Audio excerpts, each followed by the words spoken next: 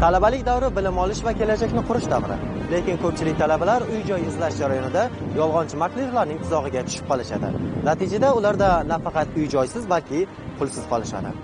Ma'lumki, har yili oliy ta'lim muassasalarida tahsil olish uchun poytaxtga minglab talaba yoshlar tashrif buyurishadi va ularni doimiy ravishda qiynab keladigan bir og'riqli nuqta borki, bu ham bo'lsa doimiy turar joy muammosi. Endigina o'qishga kirgan talaba yosh bu muammoga ilk marta duch kelgan vaqtda aynan shu yo'nalishda faoliyat yuritadigan Qo'shtirnochidagi vositachilar, ya'ni firibgarlar bu talaba yoshlarni o'zining asosiy o'ljalari sifatida qaraydi. Yolg'onchi maklerlar talabalarni chiroyli va'dalar, arzon narxlar bilan jalb qiladi. Ular qalbaki hujjatlar tayyorlab, soxta kelishuvlar tuzadi va oldindan to'lov olib, g'oyib bo'lishadi. Ko'plab talabalar esa hujjatlarning haqiqiyligini tekshirmasdan yoki yuridik maslahat olmasdan qiyin ahvolga tushib qolishadi. Aynan o'zimda ham shunaqa holatga duch kelganman. Makler bilan gaplashganman. Lyuks kvartirani ko'rsatishganda, keyin boshlang'ich makler haqqi, ya'ni oplata qilib berganman. Undan keyin bir kundan keyin ularni topolmay qolganman. Telefonlari ham o'chik bo'lgan, umuman hech qayerdan topolmaganman. O'sha paytda nima qilishimni boshida bilmaganman. Kimga murojaat qilishimni, ular bilan qanaqa ishlanishini, aynan mana shularni shunaqa holiga tushmasligi uchun ham talabalarga birinchi kursligidan joylashish kerak bo'lgan paytdayoq universitet bu narsaga yordam berish kerak. Hozir bunaqa holatlar ko'payib ketgan. Chunki hozir bilamiz, talabalarga turar joy kerak. Shundan foydalanib Telegram gruppalar ko'payib ketgan, Telegram kanallar.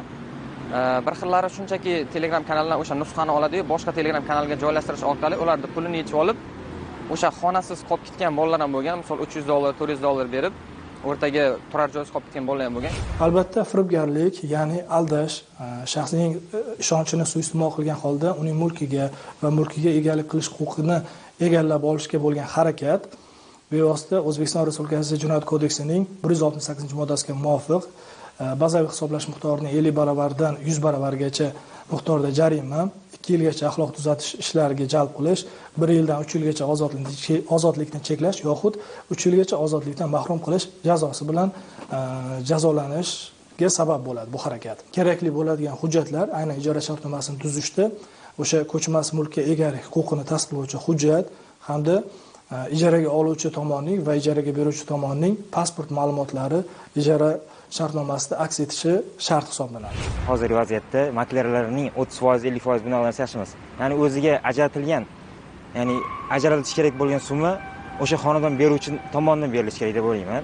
Aynan talabalardan emas. Yo'q, talabalardan bu narsa bo'lishi kerak emas-da. Birinchi navbatda ijarada turadigan bo'lsam, birinchi o'rinda o'sha maklerlar bilan oldin gaplashaman, uyini ko'rib chiqaman, shartnoma tuzib, keyin boshqa etaplarga o'taman. Agar firibgarlik holatlari sodir bo'lganda, aynan firibgarlik holatlariga duch kelgan talaba yoshlar birinchi navbatda ichki ishlar idoralariga murojaat qilishlari shart zarur hisoblanadi.